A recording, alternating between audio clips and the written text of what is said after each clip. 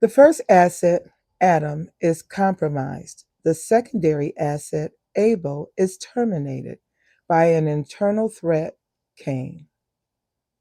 Enter Seth. Scriptures say Seth was born in Adam's likeness. In tactical terms, that is a system restore. While the line of Cain built cities and weapons, the military industrial complex in the line of Seth begins to call on the name. This is the first encryption of the faith. Genesis 6. The sons of God, interdimensional incursion, corrupt the human genome. The fear virus has become a total system infection. Noah, righteous and blameless in his generations, he is the only uncorrupted file left on the hard drive. The flood is a global hard drive format. Noah and the seven sub assets, his family, are placed in the ark, secure storage, until the wipe is complete. Post flood, a new shadow organization emerges under Nimrod. The Tower of Babel, a globalized one world system designed to bypass command. Language is divided. The global system is defragmented into nations to prevent a total takeover by the enemy. Out of the chaos of the Earth sector, command identifies one man, Abram. Get out of your country. This is an operational extraction. Here we introduce the term Hebrew, the one who crossed over. Abraham is the first operative to cross the river, the Euphrates, and leave old system behind forever. He is now a deep cover asset in the land of Canaan. He wasn't just a nomad, Joshua. He was the first one across the line. He left the grid so we could build a new one. The Hebrew is not just an ethnicity in this script, it is a status. It means you have crossed the border from the world system into the command's kingdom. The tree growing, but branches keep turning red. Terminated. Cain, red. Lamech, red. Suddenly a new branch glows green. Label Seth. A man stands on the bank of a massive river. He is packing a camel. He looks back at the high-tech idol-worshipping city of Ur. Secure Sarah, the matrix, and integrate the Hagar sub-asset. The Pharaoh's house has been hit by a plague virus. The system is crashing because Ray Cayenne attempted to open a file, Sarah, but that he didn't have the clearance for. The realization Ray Cayenne, operative from the Babel sector, recognizes the hand of command. He knows he cannot merge his line with Abrams through force. A high level biological disruption hits the Egyptian palace. It's a denial of service, DOS, attack from command. Ray Cayenne summons Abram. He isn't angry as much as he is humbled by the tech. He realizes Abram's firewall is superior to his own. Why did you not tell me she was your sister wife? I almost corrupted the code. Ray Cayenne looks at Abram as a fellow Shem operative. Ray Cayenne knows Abram's mission is the primary stream. He decides to send his own daughter, Hagar, with them. If Ray Cayenne can't rule the world through Egypt, he will place his DNA into Hebrew line through Hagar. Since Ray Cayenne is of the Shemite line, cousin blood, Hagar is a tier 1 genetic match. She isn't just a maid, she's a backup drive for the Shemite seed. The desert wind is picking up, whipping the sand against the gold-trimmed chariots of Ray Cayenne's escort. Ray Cayenne, Pharaoh, stands at the edge of his territory.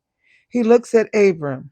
There is a mutual respect between two men who both understood the Babel secret.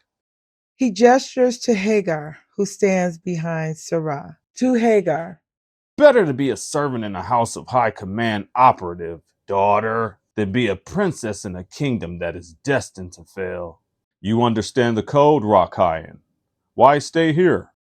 Looking at the pyramids. Someone has to rule over the Hamites. Someone has to keep the history. But your path is the seed. Go before the plague returns to finish what it started. Nodding. You're leaving with more than you bought, Hebrew. Cattle, silver, gold, and my own blood. As they cross back into the Canaan sector, Hagar looks back at Egypt one last time. Now that they are back in Canaan, the Melchizedek signal is going to go live. The world system, Babel, Egypt, Canaan, versus the Hebrew, the set apart operative.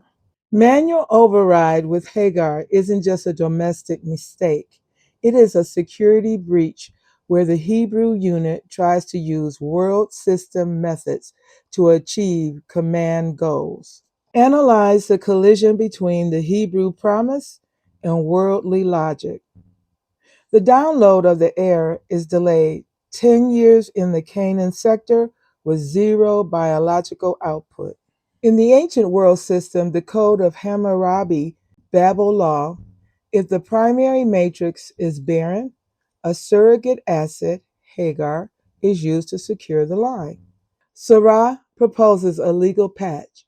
She suggests using the Hagar asset, the daughter of the Shemite infiltrator Ray Kyan, to force the promise into reality.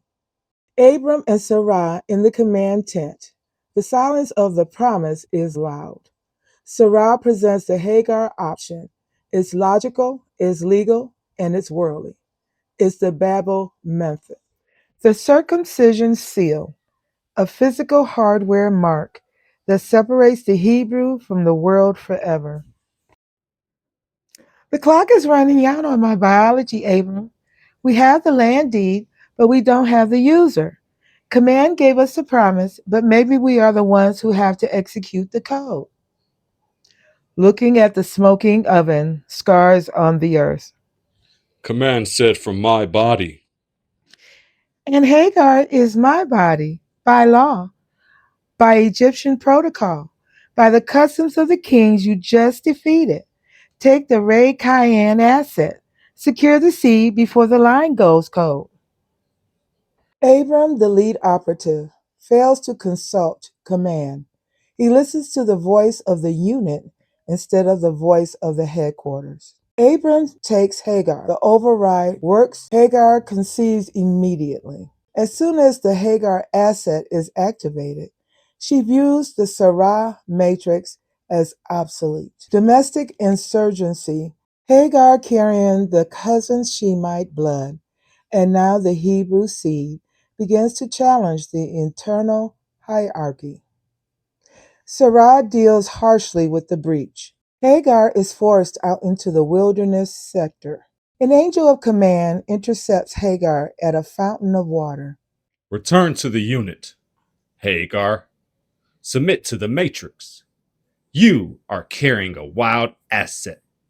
He will dwell in the presence of all his brethren, but he will never be tamed by their systems. Even though she is the result of a manual override, command recognizes her Shemite blood and the seed she carries. He gives her a submission. I will multiply your offspring exceedingly. Ishmael is defined a wild man, his hand against every man, and every man's hand against him. Ishmael represents the worldly Hebrew, one who has the bloodline but operates with the spirit of the wilderness and the strength of the flesh. The world system now has a version of the Hebrew that it can understand and weaponize. Now that the manual override is active, command returns to reset the system. Abram becomes Abraham, Sarah becomes Sarah, a rewrite of their very identity files.